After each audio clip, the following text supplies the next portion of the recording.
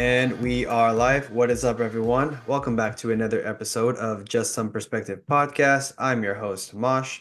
It's good to be back here with you guys today. And today is a very cold, chilly day in Dallas, Texas, below freezing temperatures. But we have another special guest joining us today, all the way from Atlanta. Hello, how are you? Hey, how are you, Marsh? Good to Doing be here. great. Balaji, Yeah, yes? yeah, I'm Bolaji Cole. Kind of own four businesses that I'm building called Rise to Fame. It's actually one of my shirt. I don't know if you can see it, but the brand Yeah, I is can see it. yeah. Rise to Fame LLC, Rise to Fame nonprofit, Rise to Fame Universal. We're really trying to do a lot of good things, and I'm happy to be here today. Yeah. Awesome, man. Welcome. Welcome. It's great to have you today, man. I love the background for sure. I can see you have a really sweet setup. You've got a cool monitors. Even the microphone is lining up as well. Yeah. That I that's pretty appreciate it. cool. I wish I could show you guys. Yeah, let me show you. Setup is nice. I have two monitors, so you on that one, this Very one. Yeah, cool. really dope setup. Nice. Very cool, man. It's a pleasure to meet you. We have a mutual friend of ours who got us connected as well. Yeah. And so, yeah, I can't wait to dive into your entrepreneurial experience as well, And I I also am a fellow, like I was a fellow Atlantean for a short time, if you will. Yeah, I was in Atlanta for between 2017 and the beginning of 2020. So I was there and I that's my first time moving away from Texas actually. And because I grew up in Texas pretty much my whole life, and I live in North Texas in Dallas area right now. I work in tech and so forth. And I've been doing podcasting for just a little while now.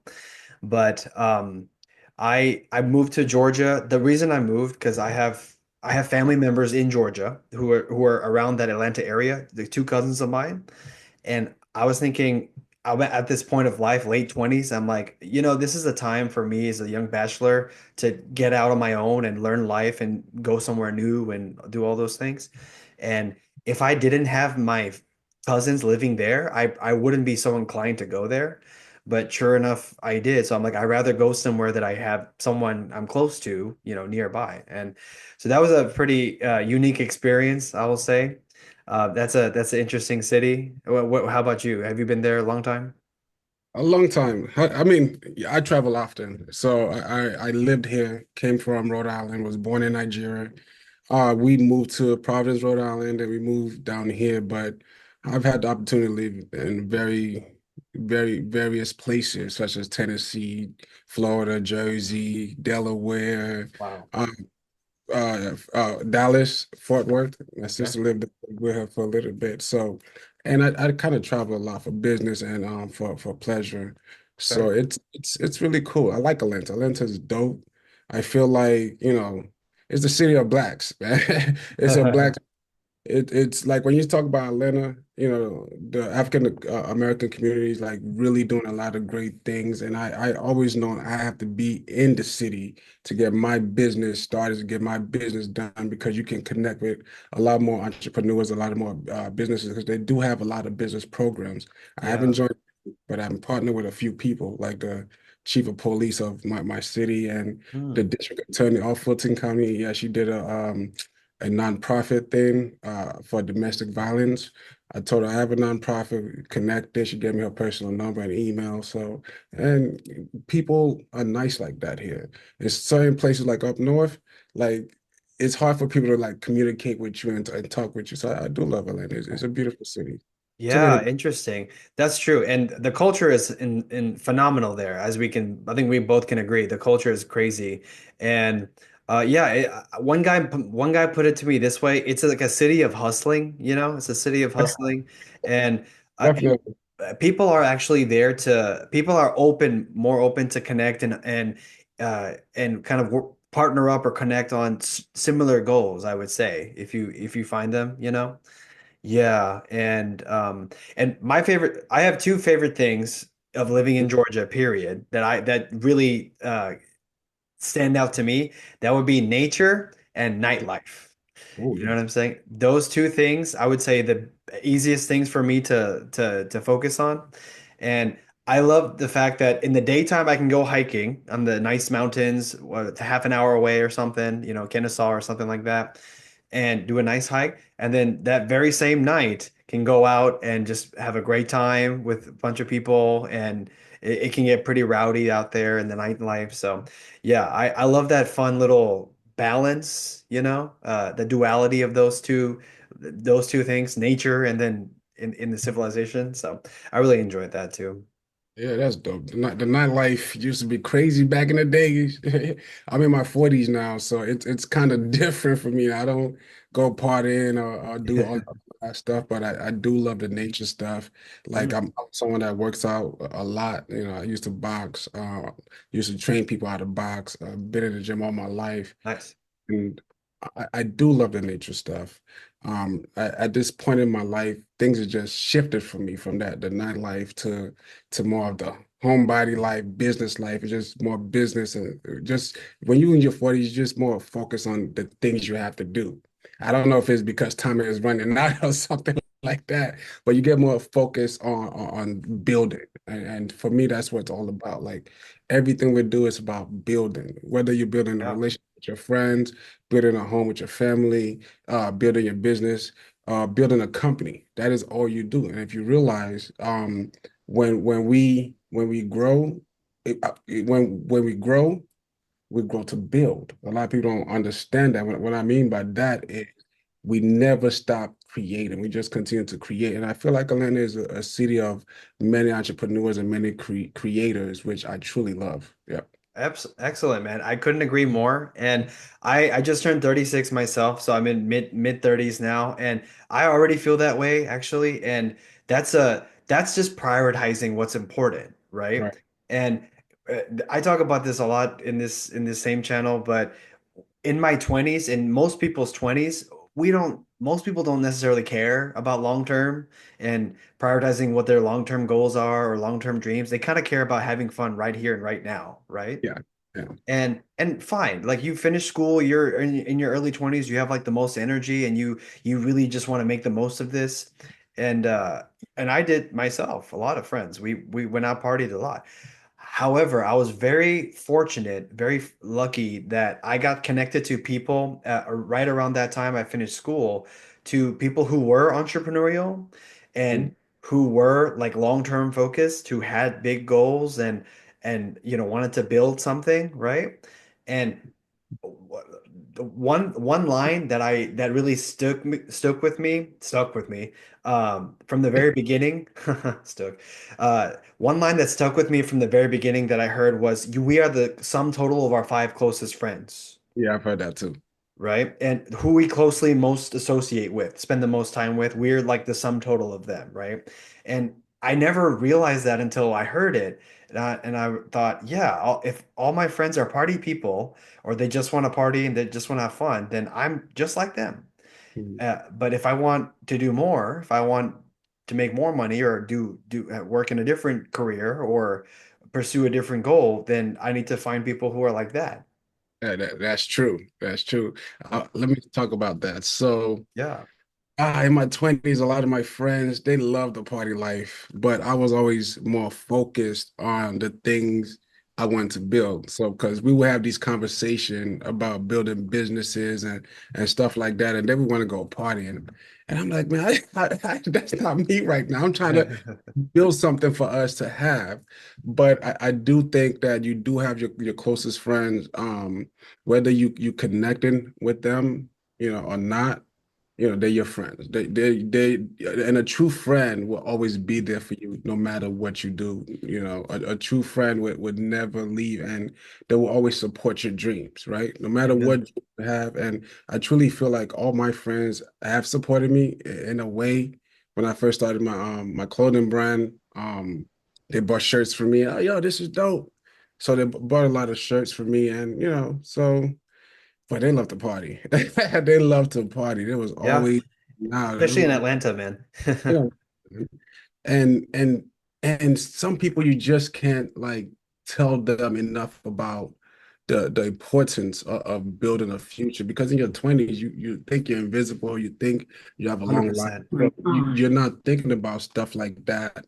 You're just, worrying about now and then. But I've always been more focused about, the future. Amen. That's awesome. So you were kind of a future focused guy from the early age anyway. You didn't have to like be get too much inspiration. You kind of already had that from the younger age. And I'm happy to say if I got connected to a network of people who were like that, but if I wasn't connected to them at that age, which I was, I who's to know? I may not be this way. I may not have thought or learned what I learned and read as many books and like started a journey, that really got me where I am. So yeah, we're definitely like we have to surround ourselves with who want the best for us and also who support goals and dreams. And like the gym is the best example, right? If you really are if you're really serious about your health goals, and if you want to be stronger or faster or lose certain weight, then you just can't be hanging around people who are eating like crazy all the time or never exercise or anything, right? It's very much like that. So I do think you have to find a lot of like-minded people, right? Because Yes. it's important. Like if you're going to build a business, workout, whatever it is, you need people that are trying to do the same things you're going to do. Yes. Like, the buddy that you say you and I know, I'm not going to mention his name, but in our 20s, we would have these conversations about, starting a business, and he started a business, but we will have these conversations. It's not just going to be like one time. It's like every time we meet up, we're having these conversations and how we can do it, and we're planning and we're writing things down and we Nice. take pictures and just thinking about the future.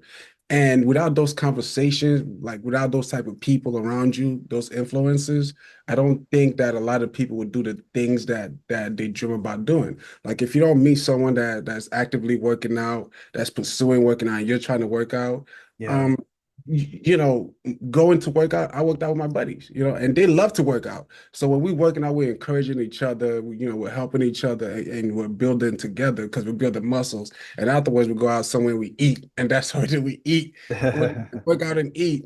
So yeah, I think it's definitely important you find your people. You've heard that saying, you Yeah. got to find your people, but find like-minded people and people that are Yes. interested in growing.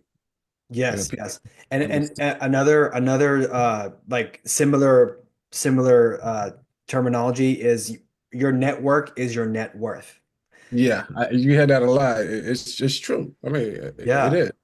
It is because if you are dealing with people that are not like-minded and they're not networking with you, they don't have the same goal as you, how Yes. can you succeed?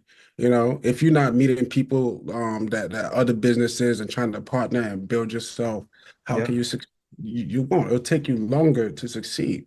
But when you are meeting other business people and you're partnering and you're growing and you're learning, and I could send you this guy, you can send me this guy, and now you don't have a marketing guy, but you know someone, the marketing guy, and now you see your business starting to flourish little by little. So yeah, your network is your what?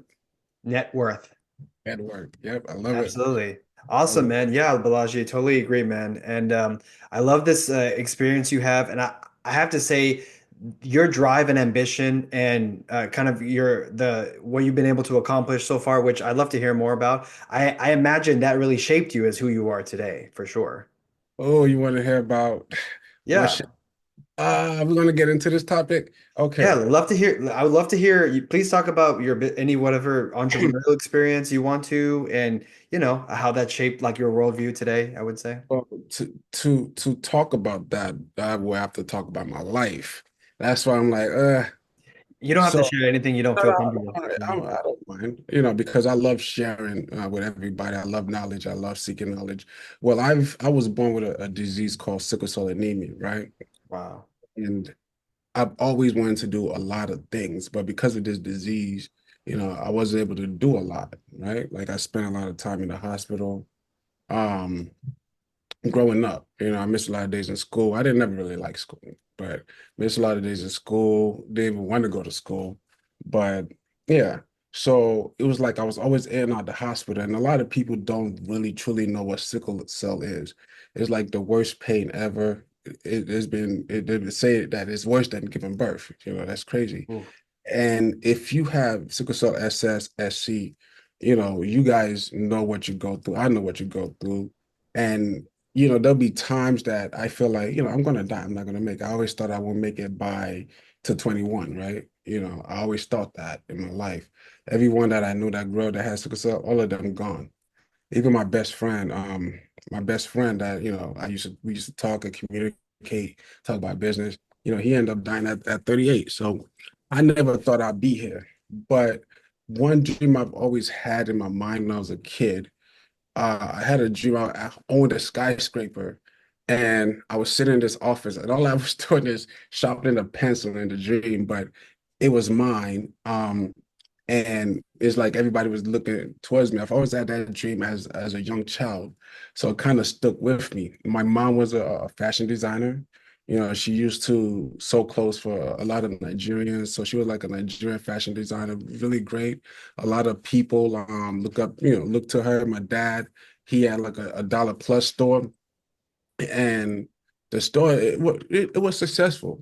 So my mom and dad was business people, right? So I would say was always in me, because I'm a product of them, right? So it was always in me, and growing up, I did things like made a business card and was going around neighborhoods. I like, hey, I wash your car. Here's my business card, and I just printed out something on the printer. I printed out at Microsoft Office, and I printed out myself a business card, giving it to people. Did a lot of odd jobs as a child, like a 10-year old, just wanting to make money so I can do and help my family wherever I can. So I think it's something that's always in you. Whatever you're passionate about doing, it's always in you. Let me tell you this. My brother, he was always passionate about being a doctor. He had sickle cell as well, the SC. And he's like, okay, I'm going to become a doctor and I'm going to heal you.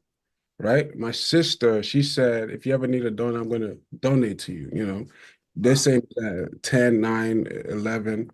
Um, he went to school to become a doctor, specializing in hematology and oncology. And his name is Dr. Oladipo Cole. And he actually healed me from sickle cell when I was 38. And my sister Wow. that said, I have two sisters. My sister that said she was going to donate to me, she was the one that donated me her bone marrows that cured me from sickle cell 2 years ago, right? Amazing. And so there's certain things that's just destined to happen, right?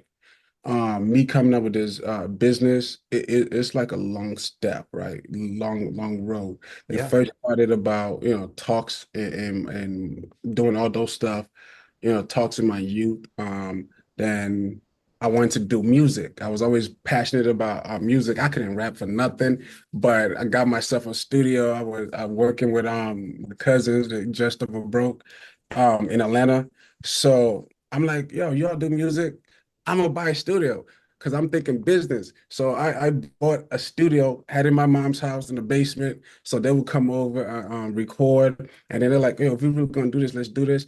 I would go to the clubs, try to promote them and try to make partnership with the club owners to build this business. Furthermore, take that into a few years. Then my uncle opened a doctor's office. My uncle in Nashville, Tennessee. In Nashville, Tennessee, he calls me up. He's like, "Hey, I need you to come manage my practice. Help me be my office manager." I'm good. I'm okay. I turned him down 3 times. So my mom tells me, he just needs someone that he can trust, someone that's family. I don't know nothing about managing an office. So when she said he needs someone that he can trust, I put my business aside, went down there, help him open his practice. Didn't know nothing about managing a doctor, just been in and out of the hospital, know nothing about Yeah. managing a doctor's office, but I do know how to communicate with people, right? Yeah. Get there, showed me the office, really nice. Didn't have really anything, so I had to learn how to manage a doctor's office because he just threw me there, right? Okay. He threw me there, didn't give me no training, no nothing. Hired the people, hired the people, bought all the stuff that we needed. Started, measuring his practice, and by the time I left, he had 4 practices. I was meeting with people like the mayor, the governor of the city because he opened a new business, came to meet up with us. I was talking to people like drug reps. So I had to kind of be this type of business person to be able to communicate with certain people. And sometimes you have to change yourself, to be able to do certain things, especially if you are in a position of power, position of business. You can't just act Yes. any kind of way, right? Yes. So I would say that is my start to owning my own business. So Okay. I told him, you know what, your business is working out. I'm gonna go back to school, back to college, because I wanted to, do my own thing. So I came back to Atlanta. Um, wait, in Nashville, I wanted to make movies. So I got with my boy Jay Scott in Nashville, and we was talking about making movies. So we would shoot little scenes of movies in my uncle's house. He had he had two mansions in the same neighborhood. Who does that? And we would shoot movies. Was working on a movie called Scary Jane. We're still working on a movie called Blood Brothers, the Rice and Fame movie, and stuff like that. Yeah, we're working on a movie, a few movies actually, and the Awesome. Rice and Fame album, we're working on that too. But yeah, so okay, how are we gonna fund this movies, right? We didn't Yes. have movies especially, and we didn't know nothing about funding the movies. So okay, just I've always had an idea. I met with my boy, the guy that and in Atlanta, he was selling his CD and shirts, but he didn't really know how to sell shirts. I'm like, give it to me, I sell it. So I started selling his shirts and his CDs, and we just making money like that. So I'm going to Gordon College, selling shirts and CDs, and I'm doing, selling and making money. So then I went into my own shirts, which is Rice to Fame, so that we could fund the productions we're trying to do in Nashville. So I Mm, started selling shirts out of my car. And in a day, I would like make $1,000 nice. just asking people, hey, would you like to buy a shirt? 25 shirt, probably like talk to probably like like 80, 90, 600 people or something like that. It meet a lot of people. I still have pictures of my first two customers, right? Yeah. And for me, it was like, okay, if I'm gonna do something, I'm gonna do it right. So I had packaging was right. I had the I just want to make sure it was looking well and well organized. So that's the beginning. Then I Okay. got online, and then COVID happened. And Yeah. after COVID, I couldn't really go out there Sure to did. sell. And I'm not really, good with the online stuff. So, so I had to figure that out. Now we're doing the online sales. But having sickle cell, I've always one thing me and my buddy that had sickle cell before Wow. he one thing we talked about, he wanted to have a foundation, always wanted to do something to help people. Because when you have a disease like that, your time is limited and it really puts a lot of strain on how you deal with people and it teaches you a lot. One thing is the value of life, right? Yeah. Like life is short. And a lot of the things that we do, it's it's um it's meaningless. Like we get into a lot of fights with people and you realize what's the point? We're all going to die one day. What's Yes. the point of, being mad, being mad? So I don't really get mad at people. I look at my like as baby because it was all baby. So as a child, you don't really know. And the Bible says, forgive them for they know not what they do. A lot of people don't really know how they influence each other because they don't know how to communicate their feelings to each other. So I do a lot of outreach with my nonprofit, Rise to Fame, nonprofit.com. Donate, Okay. Rise to Fame store. You can find and buy shirts there. So, Yeah. yes, it's really interesting, right? It's interesting that, when I started my business, I was looking up the name Rise to Fame. I don't even know how it came to me, but certain things, when it's meant for you, it's meant for you. There's no way that Yeah. anything will be in that way. Look at the risetofame.com. Someone had it, right? And I wanted it, but The domain. yeah, he wouldn't give it to him. Like, how much you want to give this domain? And he still has it, and he's not trying to give it to me. And I still want it. So I had to use the risetofame.store. And but still the name was there. No one did there was the name was there. It was available. I took it, made it, and now I'm working on it. We have four Rise to Fame companies. Wow. Have Four. the, yeah, the Rise to Fame LLC, which is the apparel store, the Okay. Rise to Fame nonprofit, which is our nonprofit. Everything that someone buys from the shirt, 15% goes towards the nonprofit. The Rise to Fame Universal, and the Rice to Fame Incorporated, which like everything is like under that umbrella, and Okay. that way we can give shares to like people that have been working with my nonprofit for free. So, and we Awesome. can do a lot of stuff. I talk a lot, my bad. No, no, no. That's amazing. Wow, Balaji. That's an incredible story, my friend. And I took away some things for sure. So first of all, that is a warrior and a soldier to overcome what you overcome, especially with sickle cell. Okay, and I'd say God bless anyone who is suffering from any sort of disease, similar or worse or what have you. And that just reminds me how health is actually wealth. Yeah, Your yeah. health is for sure wealth, and how grateful I am for being relatively healthy. And I take my health seriously, so I do. I promote active lifestyle, health, fitness, diet, all those things. I definitely am a big proponent of that.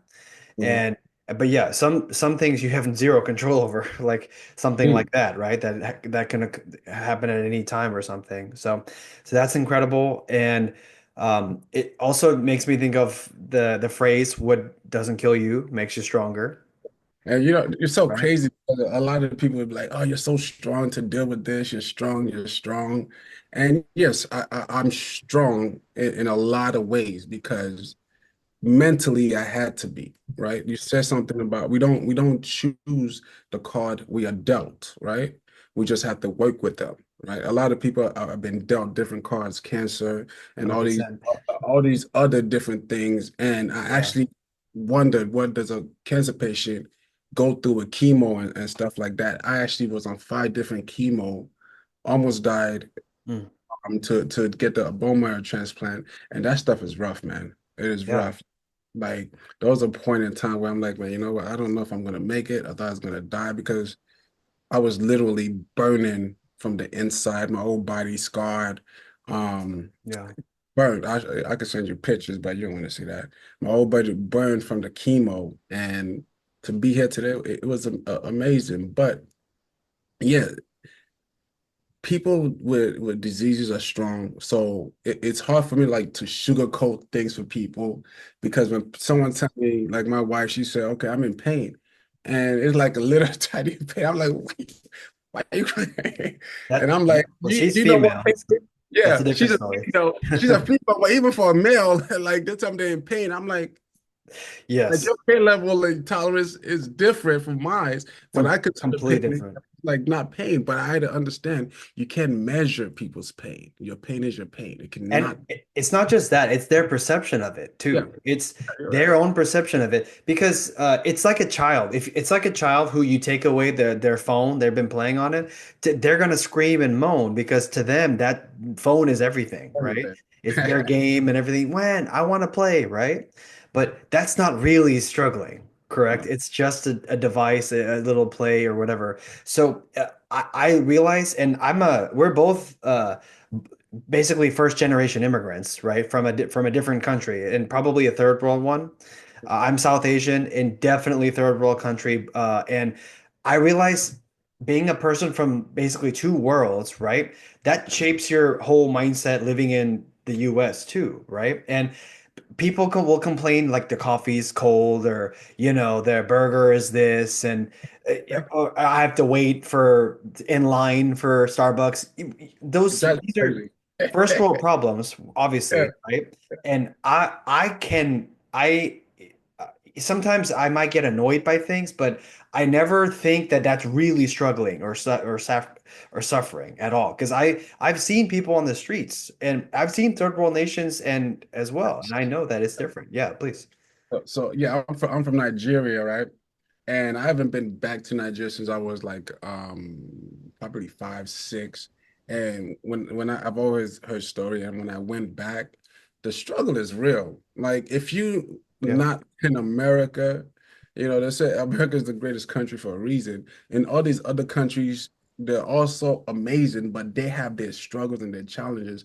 I was driving and I see people under this bridge, and just so many people begging for money, right? Mm. So many people running after you, you driving a car, you doing 40 miles, they're running after you trying to sell you something off their head just to make ends meet. Yeah. and the value of money is different there, right? You have people actually working a day to survive, and they don't understand that in America. So the difference is a lot of people, I wish that they travel because really have to see the world for yourself, Yes. and then they will understand that all this privilege that you have, like, come on, man, you can just chill a little bit. Yeah, And I completely agree because it's basically your environment. If you're used to just living in the American environment and you haven't seen internationally at all, you're limiting your worldview, right? yeah, And that's what, yeah, which means you're limiting your perspective in the of life and the world too. Because yeah, and there are people who never leave their hometown or their home state oh, or that, you know what I'm saying? Like if you haven't even been to different states like Colorado, see the beautiful nature and the beautiful mountains there, or the beaches of Florida or Southern California, or the hustle and bustle of New York City, that, like it's every place is so unique, and right. you have to go visit there to see for yourself, you know? Like New York is crazy. I used to live up north and it doesn't stop. New York doesn't stop. They be working 24/7 and the city just goes on and on. Oh yeah. And I truly think that if you don't broaden your horizon, you'll never know. Like it Yeah. really, one thing that really bothers me, people just talk about war, oh, because it's not happening to me. But you Yes. have people in these other countries, Iraq and Ukraine now, like people are getting bombed. The kids are dying. If Yeah. that was here, what would we do? What would we do? Like, Exactly. I like to connect with people. I love people. Like, and my work view on things is so different from everybody because I truly Yeah. care. I know what it feels like to hurt, right?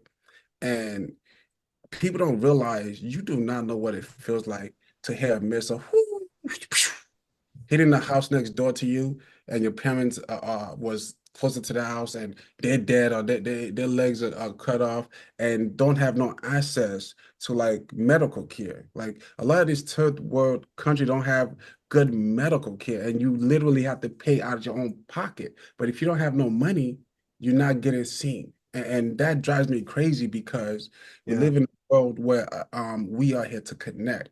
We are here to help each other. We're here to build with each other. We're here to teach each other.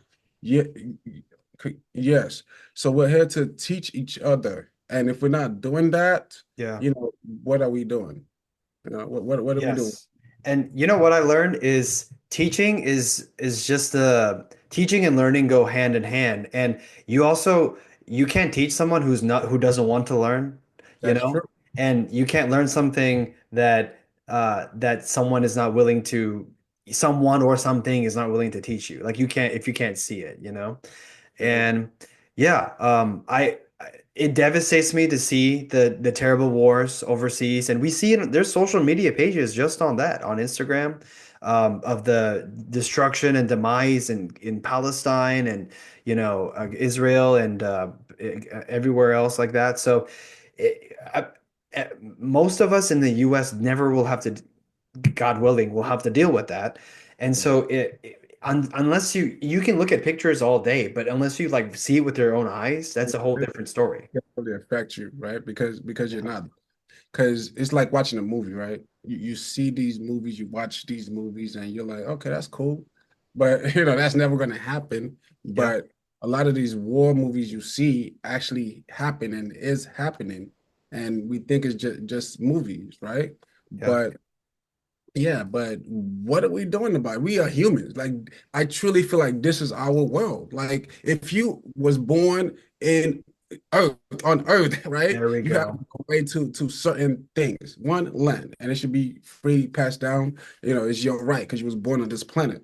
We have the right to make money and to have a living. You have a lot of rights because you was born here. And what bothers me is Yes. all this racism is crazy. I always wish, like, I'm like, man, if aliens came, that'd be dope because now it'd be us versus them, and now Thank the you. world will have to unite, Thank you. right? To fight the aliens. Why? There we go. Then we'll I realize, you know what, the racism gone out I the am door. so glad you said that, my friend. You have no idea. Like I've been thinking this for so long, and I haven't even been that vocal about it, Right. but all the silly all the silly fighting and uh, discrimination and what's yeah, between people and political agendas and all those things, gender ideology, whatever. Like it's just people fighting, human beings fighting amongst themselves. However, everyone is human being for sure, right? If you're not human, then I would be interested to talk to you, right? But I doubt I'm gonna meet someone who's not human, right? Unless like really aliens coming. And then yeah, correct. If aliens were actually real, okay, we don't know, maybe, who knows? It is certainly possible. And if aliens were to come to Earth and we were see them ship just like we see in the movies, Yeah. we would have to unite as humans. It doesn't matter if you're black, white, Asian, Mexican, Canadian, Indian. Whatever you are, it doesn't matter. You're just a human. You are a human being. You're At just that point.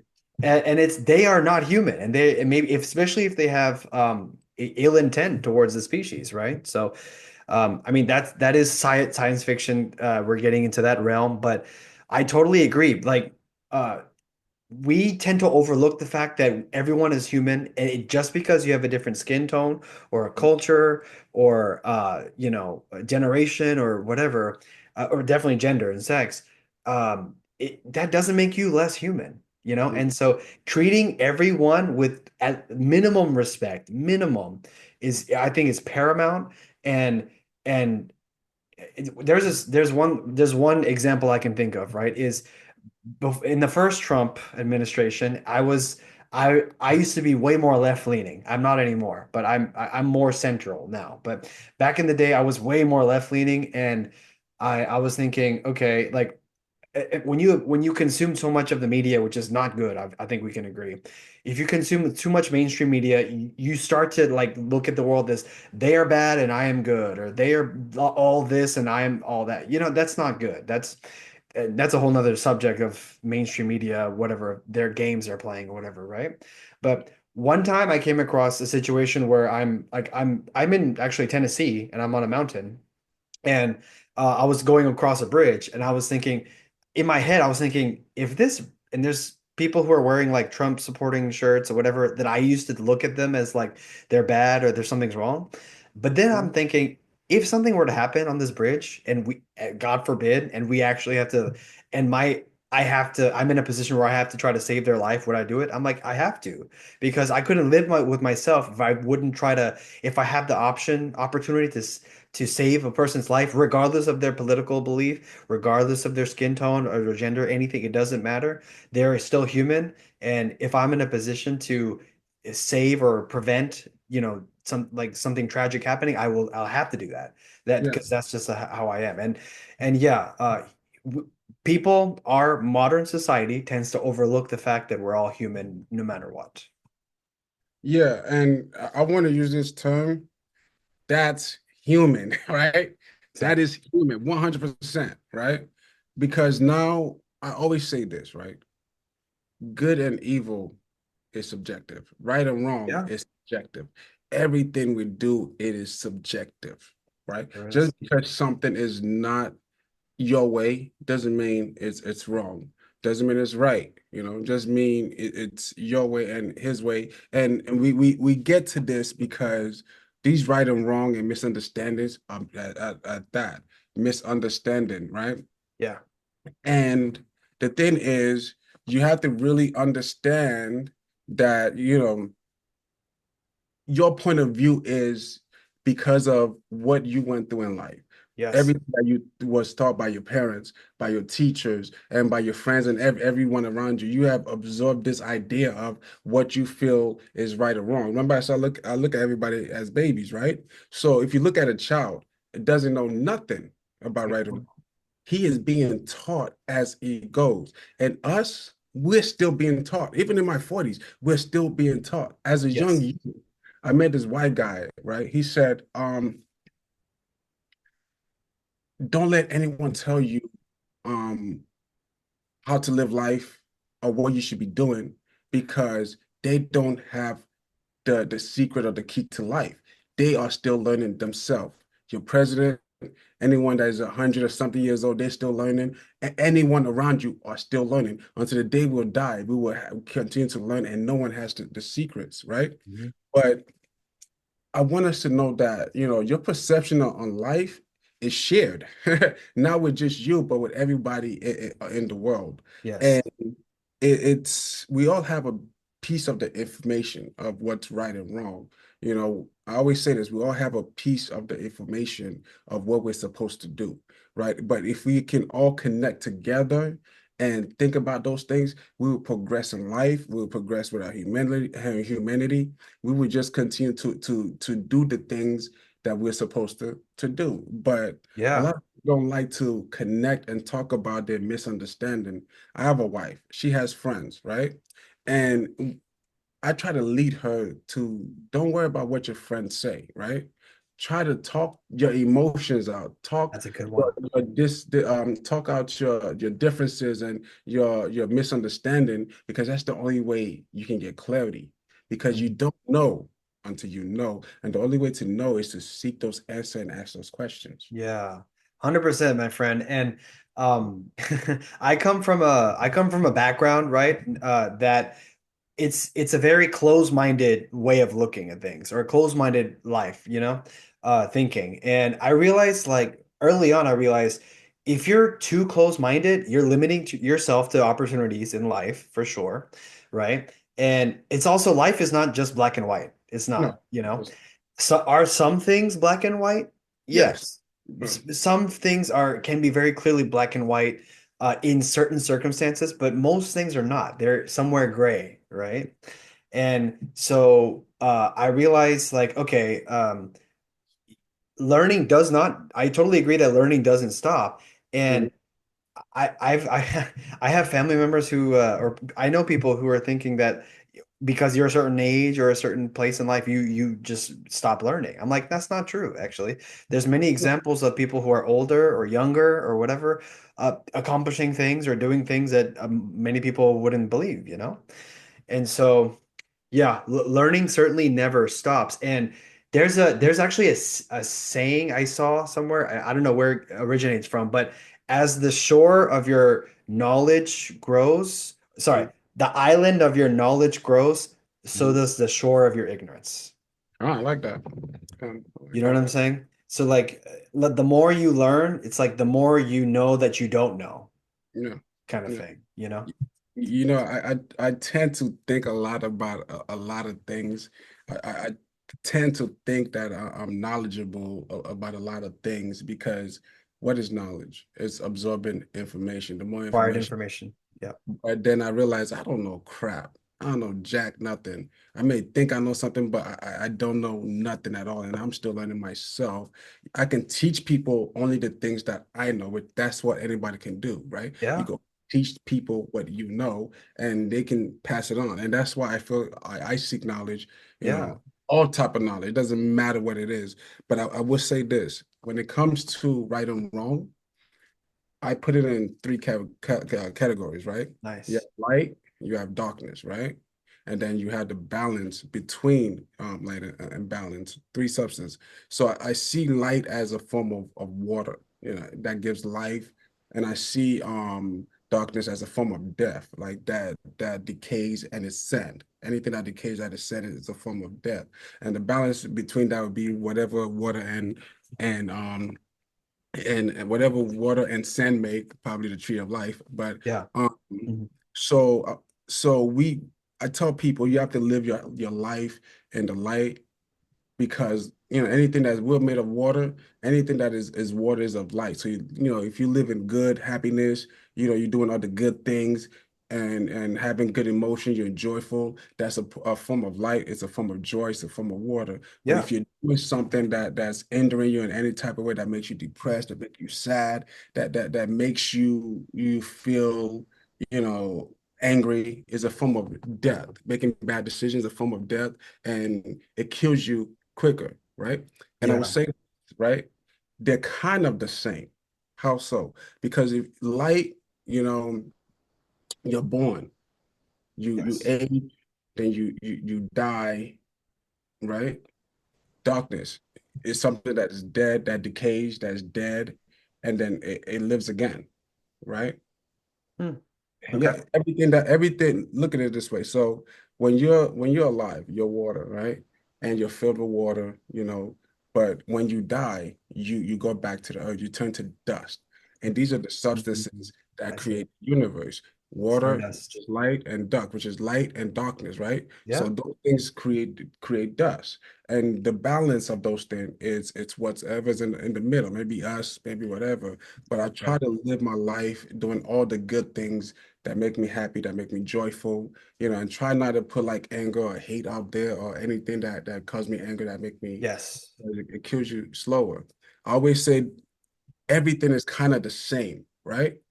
You love a form of light, but love someone too much and it hurts, then it becomes hate, right? And what is Yeah. hate? Hate is someone that has so much emotions. There's someone that can love you, and then when you do something bad, they hate you. They're Hmm. kind of like one and the same, right? Oh Because yeah. you flip. Hate can turn into love. Love can turn into hate. This is where I'm going with this light It's and two dark. sides of the same coin. Exactly. They're kind of the same, but life is a wave, right? You're going to have your ups, you're going to Roller have your coaster. down, right? You're going to have your ups and down, and that's how life works. You're going to have your good Exactly. and evil. And I always tell people, if you make a perfect system, it would not work. You make a system that's too chaotic, it would not work. But if you have a system that is balanced, now you have perfection. I always ask people, do you guys think God make a mistake, the creator of the universe? Whatever you think created the universe, do you think he made a mistake? Or are you just not the person that can see God's creation?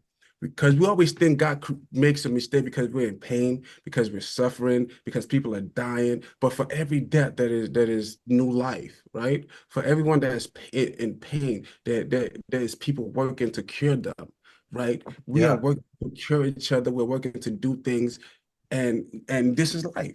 It is perfect as it is, but we are ignorant because we don't see the perfection in life, and we want everything to be perfect. But if everything is, let's say you make a perfect system and everything, there's no chaos or no nothing, Yeah. it would not work. Eventually, it will collapse because you can't just have light. Like, imagine the world just being light 24/7, right? Yeah. No sleep, no darkness, and everything is perfect. Everything. It wouldn't work because people would not be able, you're doing the same thing over and over and over again. It wouldn't work. Yep. Same thing with chaos. It wouldn't work. Yeah. Yeah. Uh, Yeah. these are the things I think about. Sorry, I took you. And I love it. This is so deep. I enjoy this kind of conversation anyway, even if it's offline or something. And I haven't had too many stimulating conversations in a while. So I really enjoy that, and it gets my brain going too. And That's why I wanted to happen. Uh, one practical example in this cold weather right now, I have a fireplace and I'm able to get the fireplace going and I'm actually burning real wood, And yeah, that wood turns into smoke and it turns into ash real fast. And that's literally the full cycle of atoms from the beginning. Yeah. So you have your first, I call it a first stage, middle stage and third stage, which is your first stage, the wood, it's alive, right? Yeah. The second stage is you start burning it, then you see the smoke. The third stage, it is dead and it turns into dust. And you know what's so crazy? Scientists cannot make water or dust. Those are the substance of the universe. They know the formula, but they cannot make it. At least not That's yet. yeah. I mean, artificial water, yeah, that's not real, I don't think. Not real. And They cannot make it. They don't know how. yeah. At Yeah. least not yet. Maybe in the future, but they have not figured it out. I don't know if they ever would. Damn, that's a great point. Wow. That's some sci-fi stuff. Yeah, because we know what water consists of, hydrogen and oxygen, H2O. Oh, But Kevin Williams said fun that. these are fundamental elements of the universe, Yeah. correct? And in fact, if you listen, we're going to talk about like books and stuff that I'm sure I can tell you're a man who's well read for sure. And if you've listened to podcasts or channels like a Star Talk with Neil deGrasse Tyson, he mentions him and many other astrophysicists and scientists. They talk about that the same elements that make life, which is like nitrogen, oxygen, hydrogen atoms like that, and some other atoms too. That's in the atmosphere and everything. those same atoms are found within the nucleus of stars as well. You know, so literally life comes from the stars itself. Now So, yeah, but those same elements are found within all living things and such, you know? So yeah, that's really awesome, man. And I, we were jumping a lot. I had so many thoughts while you were talking, and I loved your breakdown there, man. I love the way you you kind of use this process of evaluating people and circumstances and such, and you're able to kind of compare them against like kind of these ideologies, right? yeah, yeah. Yeah, so that's why I you can't get mad at people, for the way they think, and you shouldn't even try to be mad, but you could try to show someone your point of view, but you can't get mad if they don't accept it, right? Yeah. Of light and dark, not for everything good, there's something bad, right? That's just the way life is. And by the way, uh, have you heard of Stoicism? I have not. Okay, you don't realize this, but you're actually kind of a stoic because what stoicism is accepting what you cannot control and Okay. it's basically like accepting emotional reactions but not choosing not to respond to them. I And that is me because that's I don't. exactly what this is reminds me of. And you know what's so crazy? My wife says that because she would try to make me angry and try to do things to make me react. And when she doesn't get the reaction, she's like, "You never react the way I think." I'm like, I don't need to. I've been down that road when I was younger. I Oh went man. through a lot of suffering in my life, and I didn't even know I suffered. My mom said that. Yeah. And you have to get to a place of understanding. And when you start getting to a place of understanding and start, letting things go, you Yeah. start realizing it's not the life. What is not all about you. And a lot of people they don't know how they affect other people. Even if you tell them, sometimes they don't know just because of all the thoughts that go on in their head, everything Yes. that they've been learning over time. And you have to understand, a lot of people have anxiety, right? A lot of Oh, people you want to talk about that? we can get it in a second. I had Sidebar, real quick on the anxiety thing. I personally think everyone, like all humans, have some form of anxiety. oh, I, definitely. I really Ev- think so because the more I study it, if you ever researched this stuff and looked it up, and they have a book about it from psychologists called DSM-5, I believe. But now I understand what it looks like to have anxiety and or to have symptoms of bipolar or borderline personality disorder or any of these similar disorders, right? And I'm like, yeah, I qualify in some of this, and I have family and friends that qualify exactly this, you know? And unfortunately, I have personal close ones who literally are follow many of these items here. And no matter how we recommend, like you can't make someone go to therapy, you know, uh, and even if you know it's best for them, like if they don't want to themselves, you can't force them. And you know, you have to kind of set your boundaries and you have to kind of live with certain things like that. But um, the more I learn about this, the more I see patterns. It's like the Matrix. It's like Neo and seeing the code and stuff. Like, oh, that's why certain people act this way. That's why certain family members think this way. It's exactly like that. it's crazy you say that because I study psychology and sociology. Okay. And yeah, yeah, yeah. And anxiety and bipolar, it's human. Like you said, we all have a little bit. And some people don't even think they're bipolar. So if you can change your mood in an instant, you're bipolar, right? Because it's highs and lows. If you can be afraid of anything, you might have a little bit of anxiety, right? Oh yeah, We're all afraid of something. So we all do have it's human. anxiety, right? It's human. It's human Yes. to have these emotions. Now, where it is Yeah. some have it a little bit too much.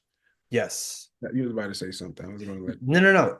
oh, Look, my dog has anxiety. If it's thunderstorming, he's gonna freak out. think I'm If the wrong. doorbell rings, he's gonna freak out. You know, if he senses another person he doesn't familiar with, he's gonna freak out. If I leave him in the house or the car for a certain time, he's gonna freak out. 'Cause that's just anxiety in full display there.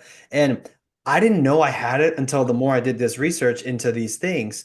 And I realized, oh, when someone's confronting me, or it could be at work, like a boss or a manager, or I Whatever. realized, oh, I don't like, and it's pretty human. Nobody really likes that kind of conversation. But um, when someone comes at me like combatively, defensively, or emotionally or whatever, and I'm not coming that way the same.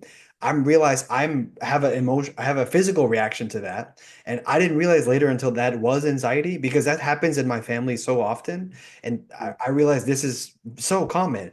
And then I had to do the work myself on me. I did the work on me. I went through my personal journey, and I do a lot of meditation. I'm sure you know, and of course exercise is the best, and I have some solitude. I live myself for the moment, so I'm able to get away from things that are anxiety driven. And I realized, oh, okay, this is more common than I realized. A lot of us don't know we have it. We don't even know what it is. Now that I know, at least I am in control of me and my reactions to things. Yeah.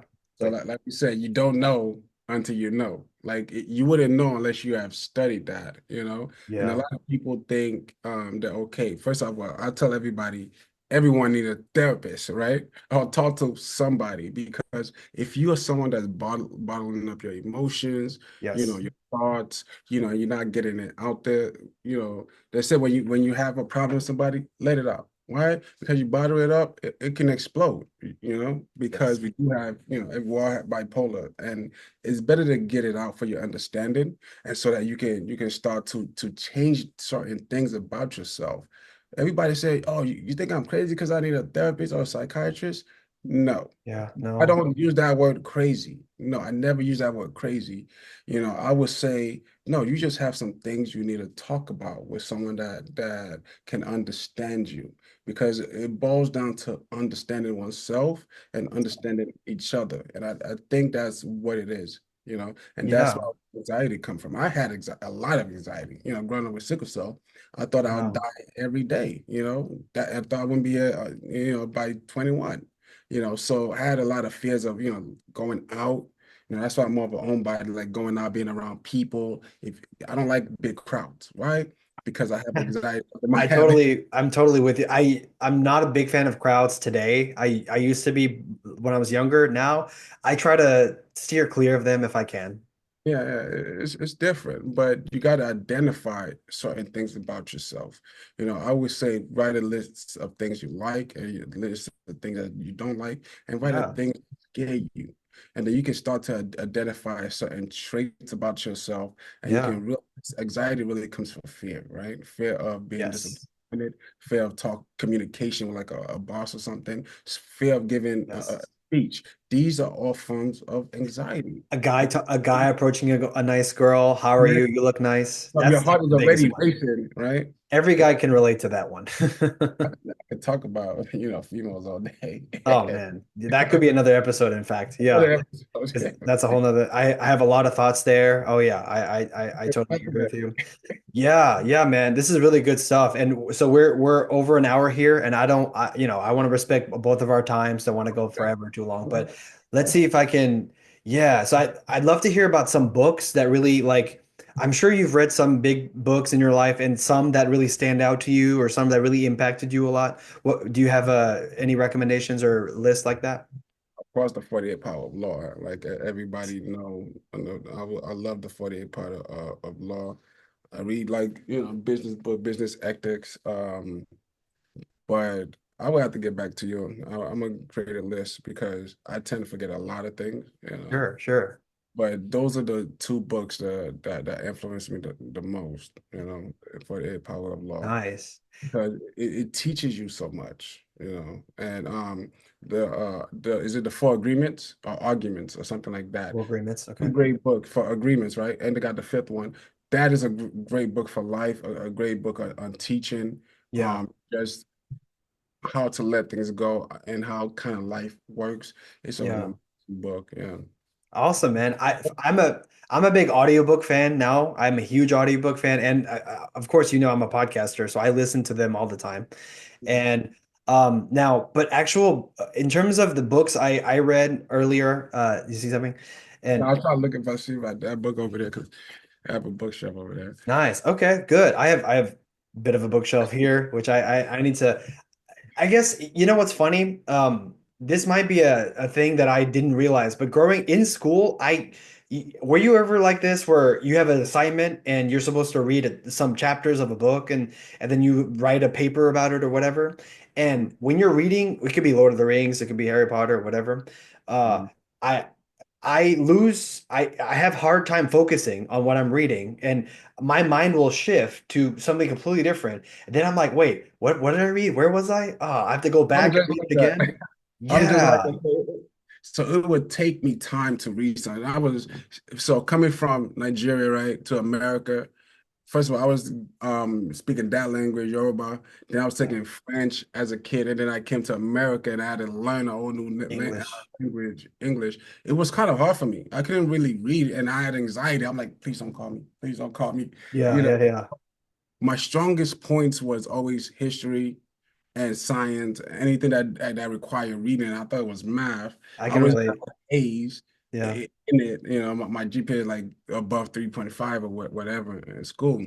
yeah, And I had anxiety of reading as a child. I love to absorb knowledge. I love to read, but not that much. I rather do an audiobook like you, but there's certain books that I do read, but I'll be reading sometimes I will forget the line I'm on, and I yeah. gotta start reading all over again.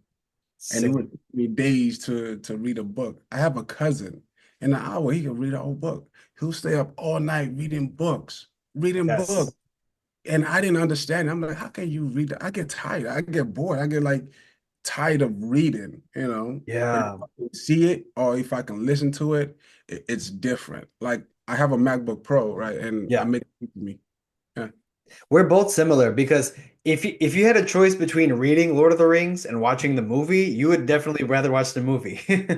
You know, all 100%. Yeah. Right? And now those are some of the greatest fictional tales ever. And the thing is in a when you're reading, you have to imagine everything and remember what you read and keep up with what you're reading now and be focused on the reading, right?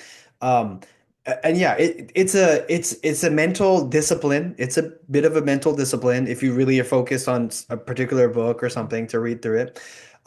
Dude, now Yeah, what what reading would not be a thing. We'll get into that next time. yeah, yeah, yeah.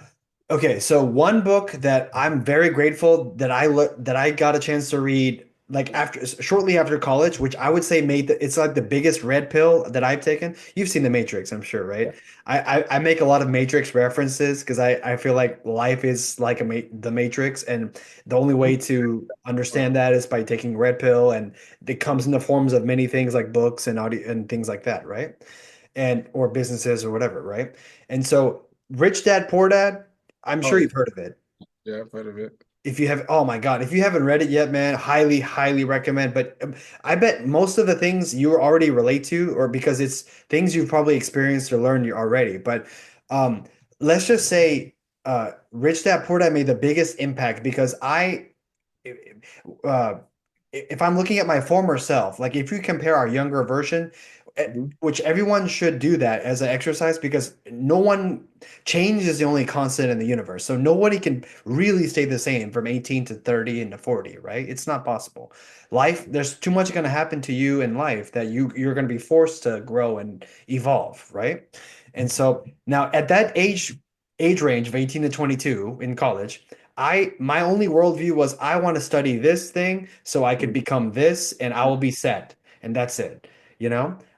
It was really like I was letting happiness like I was living life based on okay, what makes me happy? I want to do that. That's it. Which at the time, I'll be honest, was sports. I was like obsessed with sports, watching basketball, NFL, NBA, etc. And so for me, growing up there, I was like, nothing would be make me happier than be on ESPN, talk about Sports Center and da da da, you know?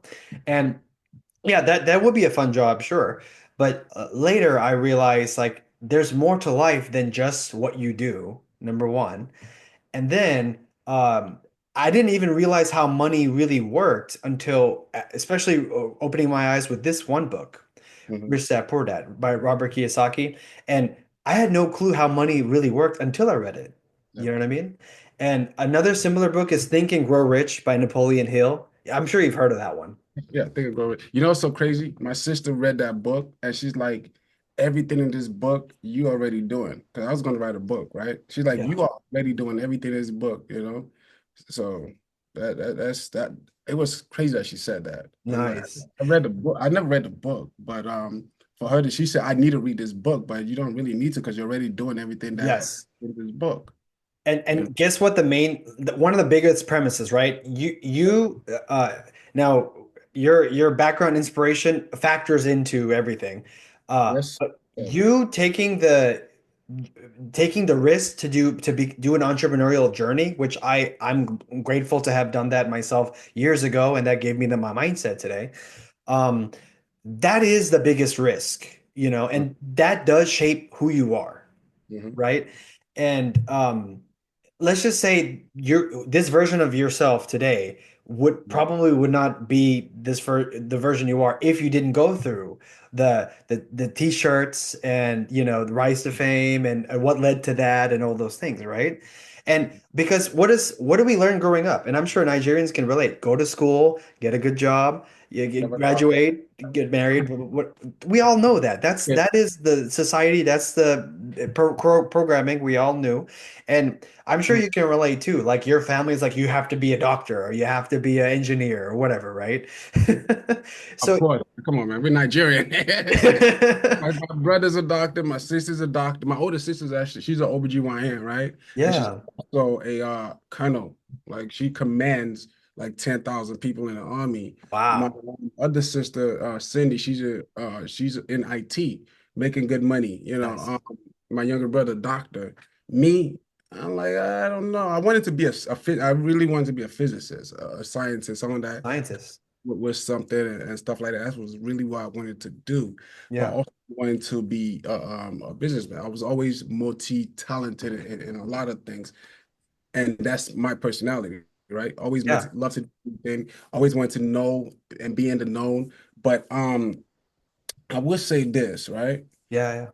Fear is the biggest downfall. Your mind is your worst enemy, Yes, right? it is. Why? Because your mind can hold you back. You may have this idea and you may have this thought, but you have fear, anxiety hold you back from doing what you're supposed to do because of your programming, because you're programmed to do it like the way you say. But those people that could break their programming and actually do things for themselves, those are the people that become, rich. Those are the people that become entrepreneurs, those are the Successful. people that are successful. Because everyone thinks there's a code and a way to do things, but no, that's just the programming that they put in you. What Yeah. if we all didn't have that programming, right? And we Yeah. start doing things as we see it. What would happen? 100%. Everyone has been programmed by something. It's just a matter of what it is, right? Mhm. And growing up now, God bless our families. We have to be programmed by our family and culture that we come from the first 20 years. It has to happen, right? And that's just natural. After the first 20 years, then it's more of like the world and society and that sort of thing and what motivates you or captures your attention, And um, yeah, for example, in Rich Dad Poor Dad, I guess that I could say growing up, I would think just if you're super wealthy or if you're super rich, you're just like lucky or you're just born that way or whatever. Later on, I realized no, they're actually not. They're just a product of extreme hard work, dedication, and also they understand it's actually a game that they're playing, and they just understand the right moves to make to be successful at the game. And I'm playing and most of us are playing a game of school, degree, job, and Mhm. which means all you care about is those things and being successful at your job, and that means you're expecting to work until 65 plus, right? That is the matrix. That Yeah. is literally the matrix. But look, there wouldn't be an Elon Musk if he didn't if he didn't like begin PayPal and whatever, right? Or Jeff Bezos or I look up to these top successful entrepreneurs. Zuckerberg, he dropped out of Harvard to start Facebook. You Mhm. know what I mean? And Elon, I heard he couldn't get a job interview with IBM, after he graduated. So he started PayPal. Yeah. You see what I'm saying? So like these men, they now they are like top 0.1%, the tip of the iceberg here, but they still went against that basic programming that we all learn to because they have an idea or inspiration for something, and they were willing to do what it takes to become who they are today, and their companies too. So I will say this, when it comes to a family, family can't hold you back because of what family expectation, right? Your family, your dad, your mom already have this idea of their child and what their vision of what he needs to Yes, be. But here's the thing, your vision of what you want to be might not line up with the vision your parents have for you. not the same. Yeah, that's why they'll, go to school, go do this. You should be a lawyer. Your uncles are making good money as a lawyer. You should do that too. Mm. But your vision of your life is like, man, I want to please my family, but I really want to be a stripper. I'm just want to, or I really want to be Play video games, yeah, I'll streamer. play video games. And to them, back then, a lot of people wanted to play video games. They didn't realize how they're going to make. Oh, you can't make money playing video games. And People today make you can. dollars playing video Today games. you can. Yeah. And these are the same people that people just say, "Oh, you can't do that." And one thing I hate is that word, "you cannot," right? And Correct. your expectation and your family's expectation can never, line up because you're two different people. In certain places, it would because you might be someone that want to, follow your dad's footstep or your mom's footstep. And in Yeah. that, yeah, she's a doctor, then you follow the family business, but that's Yeah. already what you wanted to do. And It's a path that's laid forward. yeah, here's the problem, right? The problem is we hold ourselves back, right? By following senseless things. Because some people follow their parents' advice, and then they get to college and realize, you know what? I never really wanted to do this. I And don't wait change. 4 years, and now I'm in this miserable job. Always believe, right? Whatever makes you happy, whatever makes you joyful, that is Inspires what you. you need to be doing, or whatever inspires you. That's what you need to do. Because I ask people, what are you to your core? There you go. Whatever that is what you need to be doing. That is who you Exactly. are because it's already encoded in you. You already have it in your mind, in your core, in your brain. You think about it all the time. And whatever you think about all the time, meaning is meant for you. I thought about business all the time. Even now, I'm like, how can I improve my business? How can I grow more businesses? And I'm always seeking anything that does, with business. And you will put your dreams that idea and that vision that you have for yourself, you will put it above everything, and it will continue to come to you back to back over and over like a recurring dream. You would think about it all the time. So you need to do that. If you haven't done 100%. that, please do that. It doesn't matter if it doesn't make you money, as long as you're happy and joyful. Because one thing you have to understand, we don't have that much time, right? We No. don't. You're going to die one day. So why would you, worry and be afraid that you might not succeed if you try? I tell people, if you Yes. don't try, you've already failed. But if you try and fail, you succeed. But you're not going to fail Yes. as long as you continue. If you continue doing what you love, you're going to succeed. I tell people, I'm doing this for the rest of my life. I'm not working on 9 to 5. That is not for me. My wife Exactly. works 9 to 5. People work at 9 to 5 to retire at 60 or 65, and that's supposed to be the norm. That's the By then, norm. you're too old to do anything. You Realize. waiting for your 401k plan. What the type of money I'm trying to make doesn't have a retirement plan. I don't plan to retire. I plan to continue to build, right? Yes. And I don't want to retire at an old age and I have to manage my money, and do this and not be happy, right? Yes. Because you're too old to do a lot of things and you didn't follow your dream and you're miserable. You just spend all Yeah. this time, you And let that's assuming you live that long. There's no guarantee. exactly, and that's the thing, and that's more of the reason why you need to follow your own path because you can die tomorrow, die in 30 minutes. So Yes. always follow your own path. I encourage that. Knock on wood there. I love that, man. I love it. That's this conversation I hope could at least provide value to, if it provides value to one person, I'd say that's a success. You did a But good job. hopefully it does to many more people. That's the whole goal is for sure is putting something of value out there and for people to gain. And by doing that, that is a some purposeful, meaningful thing for me. And ideally that could be that could lead to many good things as well. Yeah. Can I say this? I would love to talk about this more because it leads into everything I would do about business. One thing I would tell people, Yeah. write it down. Whatever your Love dreams it. are, write it down. And again, create a number. My number is 333 million for right now. Write a number down. This is how much you're going to make. This is how much I'm Mhm. going to be worth. Write it down. Why? Because when you write stuff down, Yes. now you have something to follow. Now you have a vision. And if you can see it, you can make it. It is for you because you have Yes. a vision of it. If you cannot see it, it would never happen. So it's important to write the things you want down. You know, Absolutely. I've been doing this for years, Writing down your goals is like the single biggest indicator on whether or not you can actually accomplish them or not, for sure. You Like, will accomplish them. You will. And it yeah, will take time, but you will. And that's what, because it's like you're basically calling it to you, you're pulling it towards you little by yes, little. It may take 10, 20, 30 years, but everything has its own time. People have consistent. been telling me all my life, and these are prophets. They're like, "Oh, God is going to heal you." White people, black people, all different type of races. Pastors, people I don't even know. They Yeah, told me when I was born, my whole life has been a prophecy. That'll be another story. They told me that, oh, God is going to heal you. God is going to heal you. yeah. And well, listen to them like, yeah, if God is going to heal me, he would have been healed me, right? Man, y'all get out of here. I didn't get my healing until I was 38. I'm 41. Until I was Wow. 38, That's like right? 3 years ago. Yeah, yeah. So things come in time when you're ready for it, right? Yes. I always tell people if I was a millionaire in my 20s, I don't think I would be ready for it. Now Yes. that I'm much older, now I know I'm getting close to it, right? So you would be ready for it when the time that God, that the creator, that the matrix has set aside. Universe.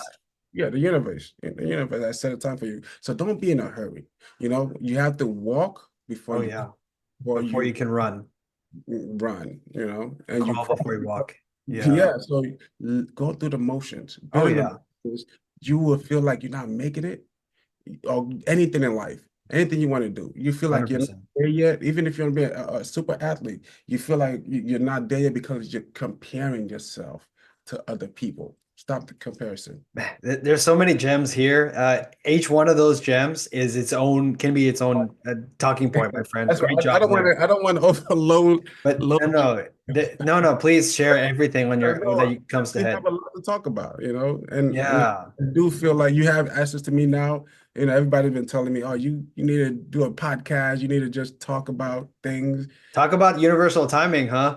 I'd love to talk about that. Why? It's so crazy. Everybody's been Yeah. telling me, I need to do a podcast, and then, you and I got introduced. Yeah. Why? Because I guess it's time. Timing of the universe, I guess. Yeah, and that's how it works. Mhm. People would tell you something, or you would see something over and over again, or and yeah, and it would be the time for you to have it, right? Just let the Yes. time come. Don't rush it. They'll come when it's supposed to come. So if you're below the age of 25, you really need to listen to this more than the us older guys, right? We're still young at heart, but if you're below 25, for sure, you need to hear it the most. So please listen up. There is no rush in life. There is no you're finally there making it. There's no comparing yourself to someone. Oh, Everyone's on their own path, right? And the universe gives back to you what you do towards something, right? yeah. And if you give up, it's for sure over. It's not going to happen. But if you stay consistent towards any goal, your odds of accomplishing it multiply Yeah, big time, right? by 10. Absolutely. And writing down, for sure, writing down goals That's the first step. is actually proven, scientifically proven to 50% or more percent chance of accomplishing them, like losing weight. Here's the easiest example. Every New Year's Day, the gym memberships go up, right? Resolutions go up. Like I have a resolution to lose 10 pounds. Okay. However, they don't have a plan. They don't Mhm. have goals. They don't have like a system, like how I'm going to lose the weight, by when I'm going to lose the weight, how often do I work out, what do I, they don't have any plan. They just said, I'm going to lose weight. And that's why within 2 months or right around now, the gym memberships go down like 50%. 'Cause I made an episode that resolutions I think is BS. I think resolutions is not real. I think goals with deadlines is real, Yeah, you yeah. know? So New Year's resolution, no, you should continue to work on yourself. Yeah. And yeah, everyone under the age of 25, listen up, Don't worry about comparing yourself to other people. Yes. Just focus on the things you have to do. And that's it. That's all you have to do. Yeah, absolutely. And what earlier we were talking about happiness, right? What makes you happy? Here's I made a video just about what I would tell my younger self, right? Yeah. And you for sure can if you had a chance to meet your 20-year-old version, you'd be like, there's so much I would tell you, young man, right? If you could. And I was thinking like, what would I tell myself at 18 or 20? And now would I listen at the 18 or 20? I don't know, but most likely not because of how we were thinking. But I'm like, my God, if I had we everyone grows up thinking if I had known this or At this that earlier, what I would point. do. But I guess we don't realize that you had to go through what you went through, and that's Mhm. the natural progression and evolution of you as a person. And here's one thing: happiness, I learned, is it's not a destination. It's Mhm. actually more of a journey. It's more of an outcome of a process. Yeah, it is. Does that So, make sense? yeah, it makes sense. You know, happiness is an outcome of a destination. I like that. That's who said that? I'm gonna Oh steal yeah, that. there's a lot of people. There's one guy who actually said word for word, happiness is not a approximate. Happiness is not a ultimate outcome. It's an approximate outcome. So it's there is no never-ending state of happiness, right? It's nobody can be happy forever, and also nobody can be sad forever or whatever. It's just those are just emotions and emotional states. But uh, for example, if you look at dopamine, the chemical receptors in your brain that for things that feel good, dopamine is released after you do exercise, especially for a long period of time. And that is a reward that your body is giving you because you worked for that reward by doing something, exercise or some form. So it's a chemical in your mind, dopamine, serotonin, and other similar processes in the brain and so forth. So, by the way, here's a podcast I recommend. It's one of the best channels. It's called the Huberman Lab Podcast by Say that again. Andrew Huberman. He has episodes that deep dive all this stuff. He's a actual scientist himself, like for real. And his is one of the biggest health podcasts in the world, and I love listening to him. And if you listen to podcasts, you might know this, but I turned the speed up to like 1.5x because you go through it faster, right? You can absorb quicker. So that's what I do. Um, that's one thing. But what was I saying? So yeah, lessons. Some Oh, things I would tell younger self and anyone listening is happiness is there's no ultimate outcome. It's not a destination because, for example, everyone says if I have this, I will be happy. If I have that, I'll be happy. Well, guess what? If I give you ice cream right now, you will feel good for 5 minutes. Then it's on to the next thing. If mhm. I if you lose a certain weight or if you go to a certain destination, sorry, a vacation destination, well, that's temporary. Then you come back home anyway. So it's not ultimate, right? It's not forever. It's temporary. So it's happiness is in the pursuit of things, in the pursuit of something greater. Like whether you want to be physically fit, whether you're pursuing relationships, you're building something, you're building things. In the pursuit of that building is where you gain that happiness from. That's a huge thing, I would say. Can I say this before I get into that? I wanna talk about Yeah. the what I just said about not rushing something, right? That if something is meant for you, right? The reason why is you see this vision of what you want to be in life, but that vision and that wealth that you are chasing, sometimes it comes once you have it, it comes at the end of your life, right? Yeah. People don't know that. So you have this vision of yourself, you're pursuing these things and you see it so clearly, but you're that is and all these great things you're going to do, sometime it comes towards the end of your life. So you do have to be careful, about that. Now when it comes to happiness, one thing about me, right? Yeah. Uh, I think somewhere deep down, you know, I tell myself, I wanted life to be challenging, because like you said, this dimension is like a game. I wanted like the hardest difficulty, and I feel like I got that, I think you got it, man. Yeah, just even trying to build the things I'm building, it's not easy. Still working at building, it's very challenging, but it Yeah. makes me happy. Because if I had it in my 20s, I'd be bored. If I have all these millions in my 20s, in my 30s, I done bought everything I want to do or buy in Yeah. life, I would be bored out of my mind. If I was a billionaire train, I would be bored. But Yeah. that chase to Without get that earning. yeah, it gives me joy because yes, it's stressful, but like you said, the reward will be worth it. That dopamine, I'll be on a dopamine high for days when I see that first meal. Oh yeah. Man, like for Accomplishing goals, man. That's one of the best, the greatest dopamine rewards there is. The is you, especially as a man, when you set out to do something and you get it done, you do it. happy. That's like the best feeling, right? Like, and I'm a big superhero fan. I'm sure you are too, right? They have to save the world or they have to stop the bad guy, or whatever, and that's their single focus. And then they do, and then the next day they start try again, right? Yeah. So. Batman is a hero I look up to a lot, and he's probably right now my top favorite superhero. And I loved watching him growing up. But yeah, in terms of characters or films, right? That really impacted me.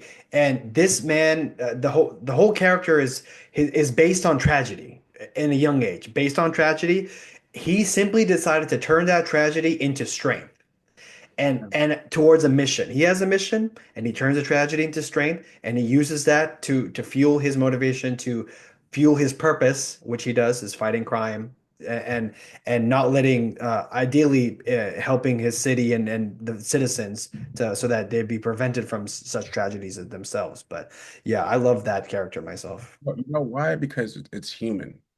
It's something everyone can relate to, something that no matter the tragedy, it's something you can relate to.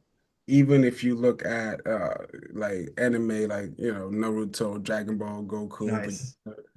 you look at all these other superheroes, Superman, and all of that. Everything is about the story, the tragedy that happened in their life. They all Yeah. went through something.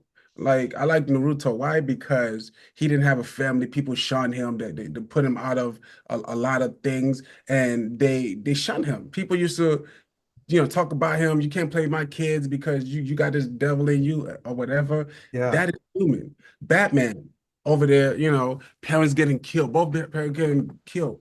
That is human, right? Because Mm. people can relate to that. And Batman doesn't have any power. He's just cool. He got his gadgets, right? He is cool, Rich. right?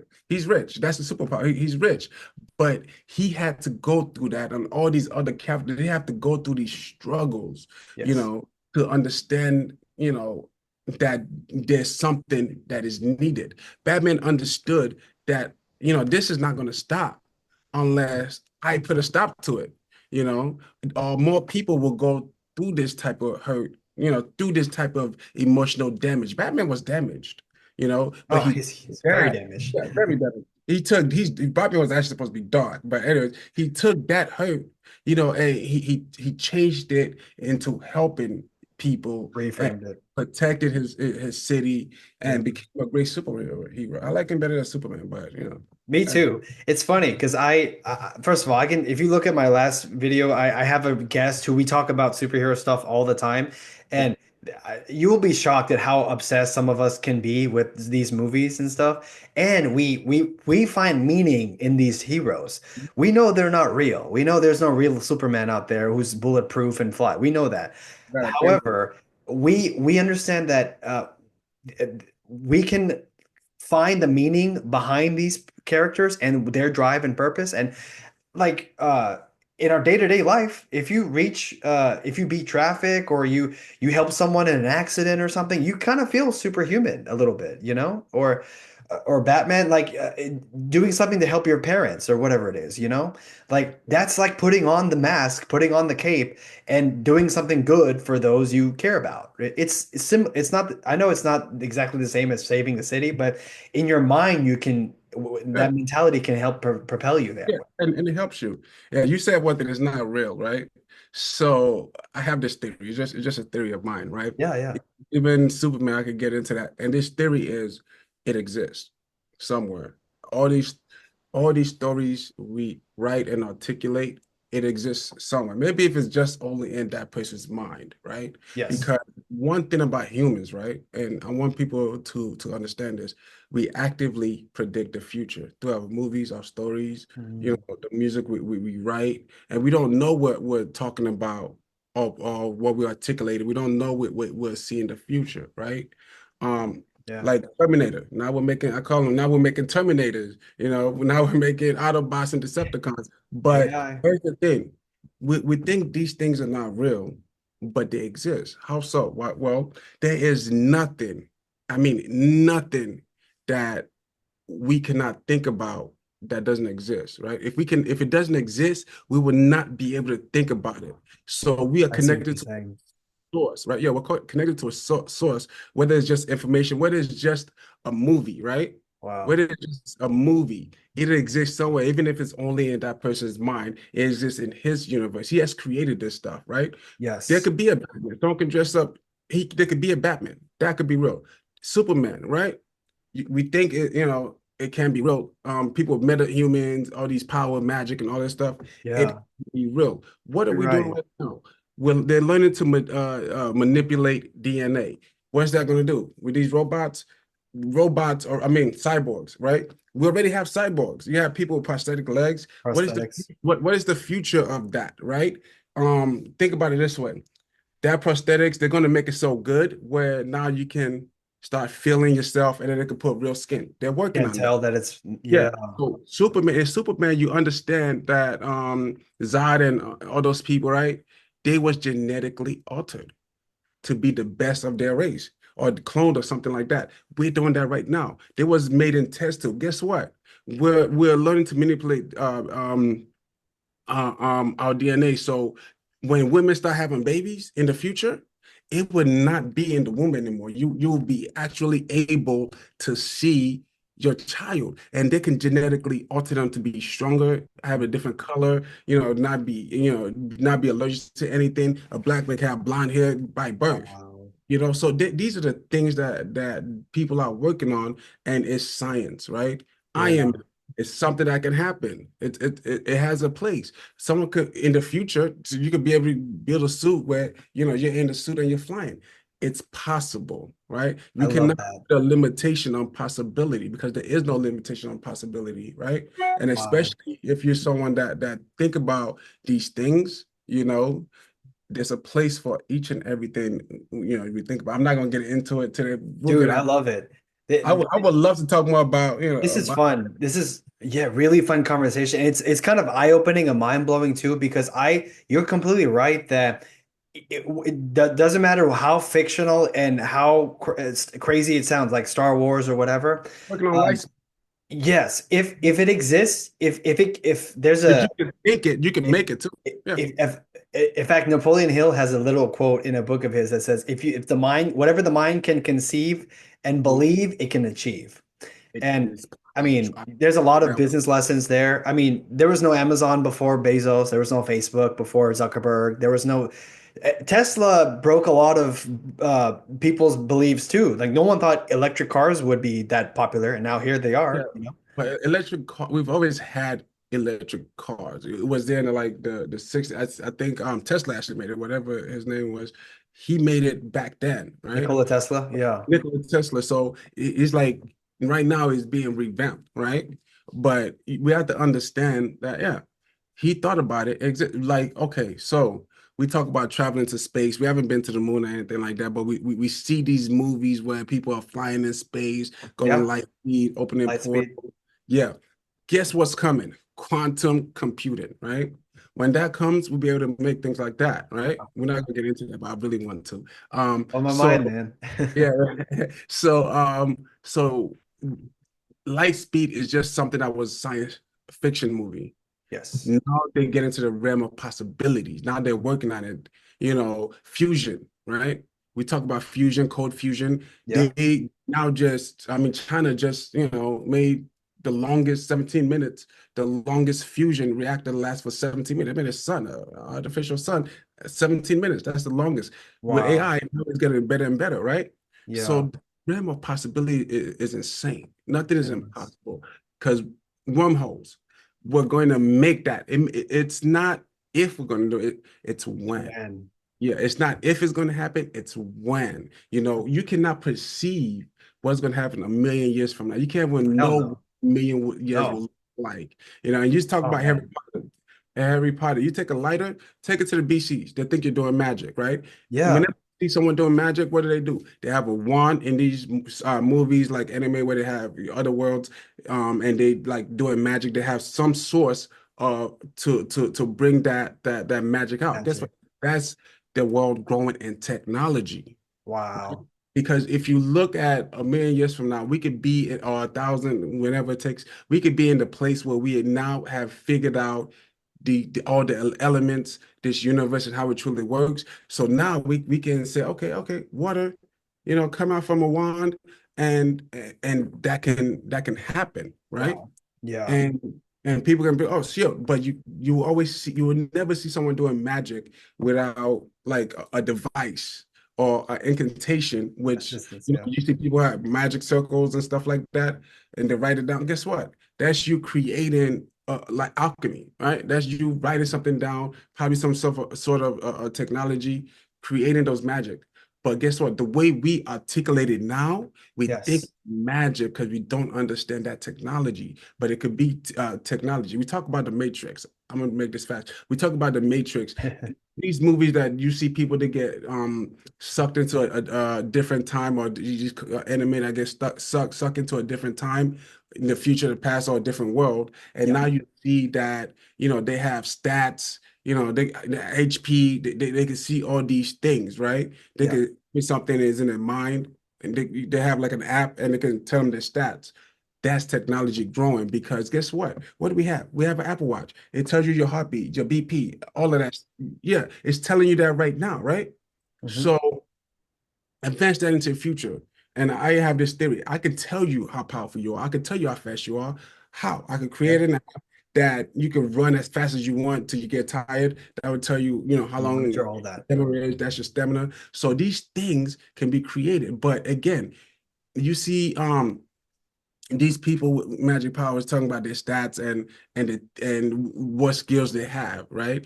When Yeah. it comes to gaming in those time, you see these people go into dungeons to kill like Dungeons and Dragons and killing stuff. Guess what? In the future, if we take advanced gaming, holograms are coming, right? We take holograms, right? In the future, holograms could be real, like you can actually like physically touch them. And now Wow. this the second stage of gaming, you go into these dungeons where these holograms out. You have this magic sword that only works like it works outside the dungeon, but now you are battling a real monster and Yeah. you get a prize.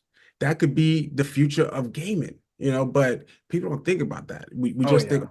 just an animated, it's just a cartoon, it's just in the movies, but we don't realize it's probably Wow. technology advancing. Anyways, No, no, I this is mind-blowing stuff, man. we can get into that later. These are the things Yeah. that We'll have to let's have another conversation about this, about like futuristic things and the possibilities and sci-fi. Yeah, absolutely. And there's a saying that science fiction is like a precursor to actual science, you know? Like I totally agree. In 1980s came out the Terminator movies, which was a scary sci-fi movie, but now people are like, okay, AI is doing this, the AI is taking over. And what is the next capability of AI? Now people are like, whoa, I hope, Skynet's not active, right? So It now is. we think that because of that movie 40 years ago, you Yeah. know? And man, I saw it sounds like we see similar headlines because I saw the thing about the artificial sun as well, which is mind-boggling. I didn't read much about it. And then of course, now we're in the realm of science fiction, dinosaurs. Yeah. Jurassic Park. Now I saw a headline about they found a DNA of prehistoric creature and want and can bring it back to life. It's like we have a whole movies about that's bad. Yep, we do, right? And that's the beauty of our intelligence. We've already anything that in this universe we already know, but we just get bits. Everyone get bits and parts of the information. And over time, we kind of like share those bits and parts.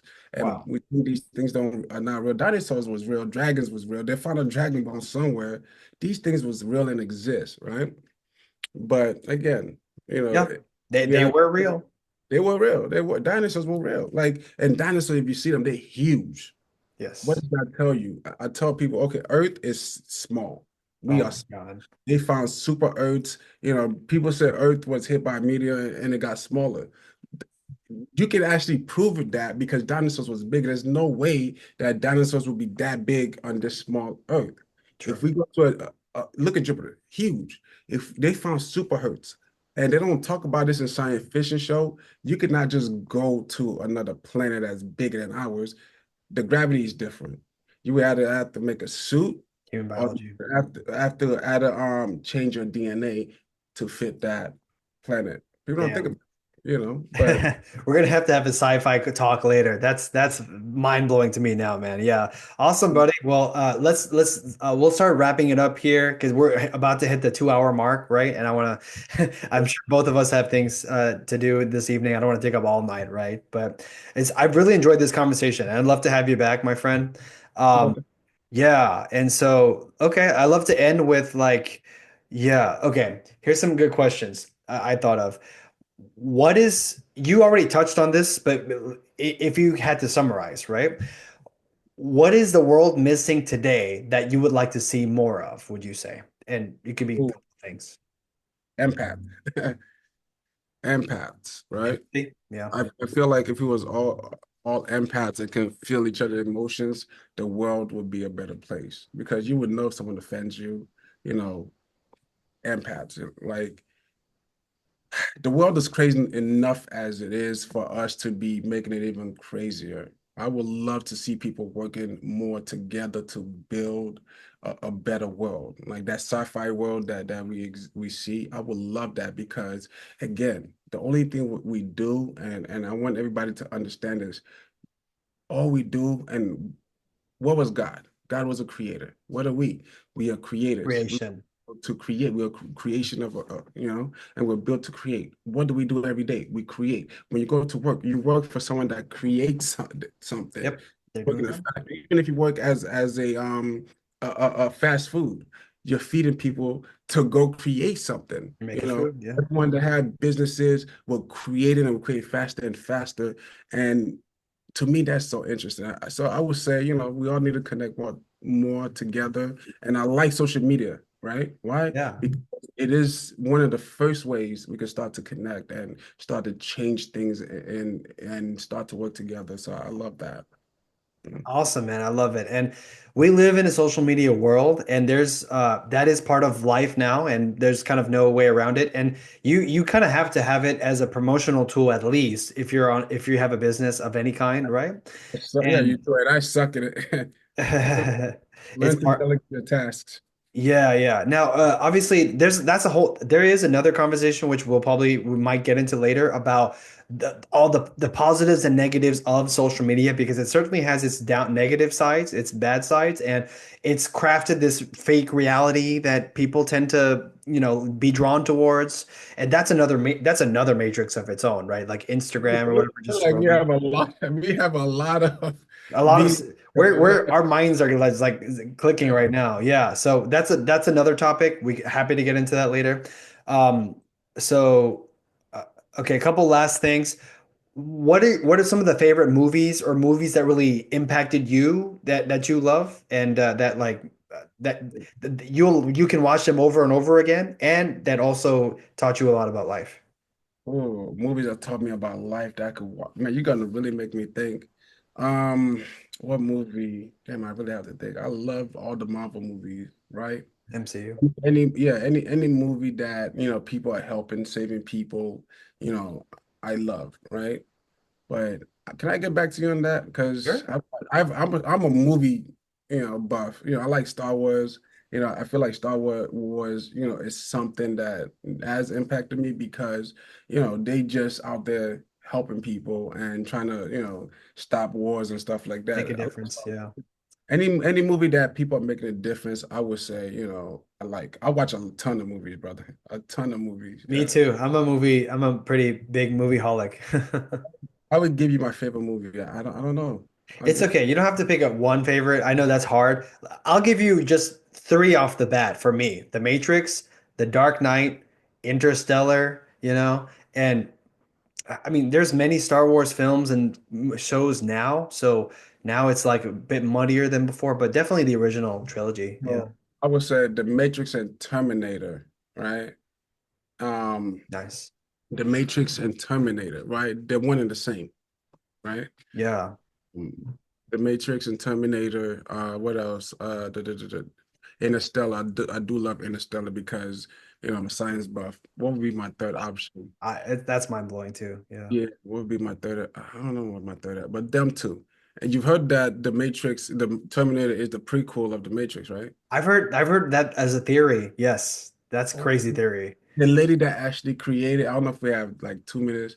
The lady that actually created the Matrix Yeah. said, Terminator is it's the beginning of the The Matrix. beginning. And John Carter is actually like Neo's father, JC, basically Jesus Christ is what she said. Wow. And they went back in time to kill him so he doesn't be born in the Matrix and save the world The from world. the Matrix. So Wow. From the yeah, that machines. yeah, so the machines went back in time to stop him. Right. Oh man, we gotta get at it. I want to talk about that too. I know. Yeah. I want Yeah, to yeah. talk. It's been man, Think I of, love connecting uh, with you today. This was fun, and I think our audience will enjoy. I'm sure. Please feel free to share with anyone as well you like. And but yeah, any parting thoughts before we end the call today?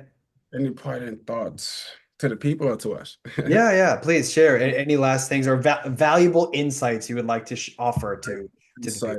people. Okay, this. Don't be offended. Don't get offended, Thank you. because people do not know. People don't know what they do. So try not to get offended by what people do and find your people. When I mean find people on the same level as you that has the same kind of thoughts you have that are doing the same thing you're doing. Connect with those people. Yes, I had to go out and recruit a lot of people that work for me for my nonprofit because I see skills that they had. And sometimes you have to teach people how to deal with you, right? Don't yes, just feel like, you know everything because we don't. Learn to listen and learn to teach people how to deal with you and how you can deal with them, and that's really what life is about. So I love and it. yeah, remember, take risks, big risks, high Thank risk, high you. rewards, especially towards your life, towards business, because if you don't take risks, you'll Thank you. never know, and you always want to be in the know. At least you tried, right? If you take a risk and you fail, you can Amen. at least I tried, right? Oh my That's God. Dude, I can't tell you how much I 1000% agree with everything. I could not agree more. And you know what? Have you heard the biggest risk you can take is not taking risks? Did you risk. know that? Yeah, It's it's not there taking a is risk. you have to take risk in life, man. You know what I'm saying? Crossing the street is risky. You know what I mean? And It is. adopting a pet is risky. It's there is no life without risk. And but many people are afraid of it and just afraid because you're doing something that's uncomfortable and you're doing something that like you don't know what to expect. But I jumped into tech, never planned to in college or high school. Never once thought about it. I jumped into a tech new environment, never once I was as anxious as one could be, never once thought about it. And now I'm very grateful for my tech career, but yeah, like we were saying, time is time is relative and it's all we have end of the day because like we're both spending same time just to have a quick conversation but life goes on afterwards and you have things to do, everyone has things to do. So yeah, if I could tell my younger self one thing is dude, make the most of your time. because in when you're 22, you think you have unlimited time, but as you get older, you're like, actually, no, it goes really fast, and you really have to whatever you do now. It's like reaping the reward of it later. Exercise or reading or connecting, it all comes afterwards, right? So I completely agree with that. Yeah, but it sounds like you have one more thing. Yeah, If I can tell my younger self something, that's a good one. Please do. I'll tell them, don't worry, right? Don't worry, because Yeah, everything. Oh, my dad used to say, "Don't worry about tomorrow, for tomorrow will take care of itself." Don't worry nice. too much and live more. That's what I'll tell I myself. love it. Enjoy Yeah. life. That's it. Enjoy. Because that's Enjoy, man. Yeah. Awesome. Okay. We're reaching the 2 hour mark, my friend. a And I want to call it a night. It's been a pleasure speaking with you. Awesome. And if you want to promote any of your business or anything, social media handles, please feel free to share. Yeah. So you can find me at Rise to Fame, risetofame.store is my website, rise to fame nonprofit.com. I have my Instagram is at Bank Cole. Um, you can also find me on Rise to Fame nonprofit on TikTok. I am the Book of Cole, the Book of Cole on YouTube. So Nice. those are Nice.